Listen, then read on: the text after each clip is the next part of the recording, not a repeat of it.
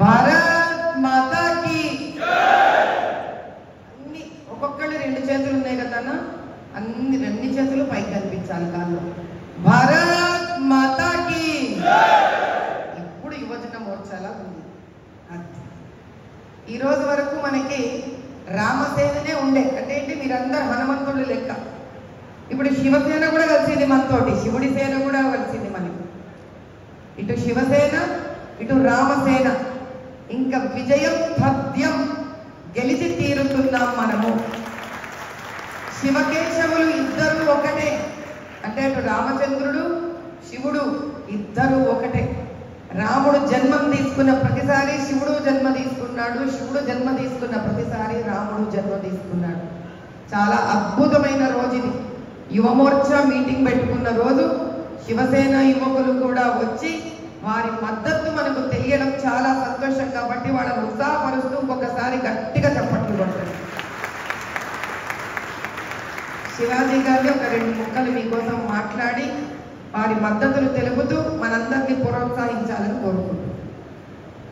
భారత్ మాతాకి ఈరోజు మనందరికీ అండగా ఛత్రపతి శివాజీ మహారాజ్కి తన తల్లి ఏ విధంగా అయితే గురువై తన ధర్మ సంస్థాపనకు తొలిమెట్టు తన తల్లి ఏ విధంగా అయితే నడిపించిందో, అదేవిధంగా ఈ యొక్క హైదరాబాద్ పార్లమెంటులో మనందరికీ తోడై నీడై మనందరి బాధకు అండగా నిలబడుతూ ఈరోజు ప్రతి ఒక్క హిందువుకి నేనున్నా అంటూ మనందరి ముందుకు వచ్చినటువంటి అక్కకి నిజంగా మనస్ఫూర్తిగా ఉద్యమాభి వందనాలు తెలియజేస్తూ, నిజంగా ఈరోజు భారతీయ జనతా పార్టీ 17 స్థానాల్లో గెలవబోయే మొట్టమొదటి స్థానం హైదరాబాద్ భాగ్యనగర్ పార్లమెంటుగా ఈరోజు గొప్పగా చెప్పుకోవాల్సినటువంటి పరిస్థితి ఉన్నది.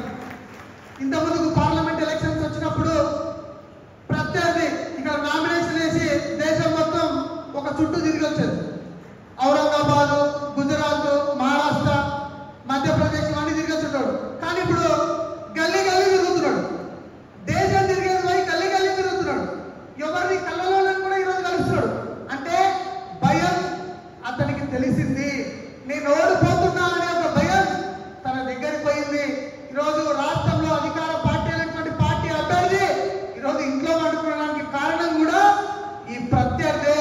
గమనించాలి, హిందువులందరూ కూడా ఏకతాటిగా రావాలి. ఛత్రపతి శివాజీ సైన్యంలో ప్రతి ఒక్కరు ఏ విధంగా అయితే ఛత్రపతి శివాజీ మహారాజ్కి తోడుగా నిలబడ్డారో, ఝాన్సీ లక్ష్మీబాయికి ఏ విధంగా అయితే తోడుగా నిలబడ్డారో, మన వీరనారి ఝాన్సీ లక్ష్మీబాయిగా మాధవిలగా అక్కగారు ఈ యొక్క మన ముందుకు రావడం జరిగింది.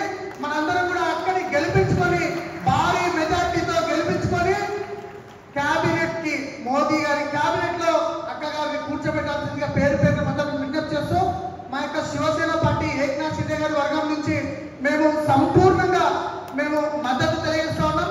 అక్క మీకు తెలియదు కానీ మా కార్యకర్తలు కూడా మీకు పనిచేస్తూనే ఉన్నారు. సోషల్ మీడియా వేదికగా ఎక్కడికక్కడ మా కార్యకర్తలు పనిచేస్తూనే ఉన్నారు. మేము ఒక 1 వీక్ బ్యాక్ అవుతుంది మేము మద్దతు కూడా ప్రకటించినాం. కాకపోతే నేరుగా అభ్యర్థి దగ్గరకు వచ్చి కలవాలనే ఒక ఆకాంక్షతో ఇక్కడికి వచ్చి కలిసినాం. మిమ్మల్ని మొట్టమొదటిసారిగా ఇప్పుడే చూస్తా ఉన్నాను. నిజంగా ఛత్రపతి శివాజీ మహారాజ్ గారి అమ్మని చూసినట్టుగా, ఒక జిజియాబాయిని చూసినట్టుగా మిమ్మల్ని చూస్తుంటే నాకు అనిపిస్తూ ఉన్నది. ఖచ్చితంగా ఓవైసీని హైదరాబాద్ నుంచి తరిమి పట్టే గొప్ప నాయకురాలు వచ్చిందని తెలంగాణ రాష్ట్రం మొత్తానికి చాటి చెప్పినటువంటి మాధవిలత అక్క గారికి భారీ మెజార్టీతో గెలిపించి మనందరం కూడా పార్లమెంట్కి పంపించి ఈ యొక్క దుర్మార్గుడిని హైదరాబాద్ నుంచి తరిమి కొట్టాలడానికి ప్రతి ఒక్క యువ శివ సైనికుడు, రామభక్తులు, హిందువులు, దేశభక్తులు అందరూ కూడా ముందుకు రావాలని పేరు పేరున విజ్ఞప్తి చేస్తూ ముగిస్తా ఉన్నా. జై హింద్, జై భారత్. భారత్ మాతా కీ. దేశ్ కి రక్షా కౌన్ కరేగా, కౌన్ కరేగా.